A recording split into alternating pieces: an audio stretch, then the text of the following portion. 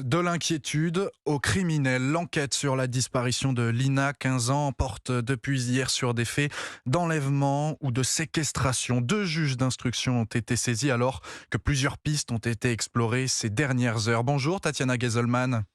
Bonjour. Correspondante d'Europe 1 dans le Grand Est. Les enquêteurs ont notamment interrogé et perquisitionné le domicile d'un professeur de musique. Il habite à quelques kilomètres de celui de l'adolescente. Mais Tatiana, pour l'instant, cet homme est mis hors de cause.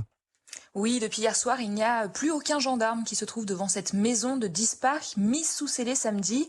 Les enquêteurs ont passé toutes les pièces au peigne fin, mais ils n'ont trouvé aucun élément probant pouvant incriminer le propriétaire. Il n'a d'ailleurs pas été placé en garde à vue. Alors les gendarmes s'étaient initialement intéressés à cet homme pour 2 raisons.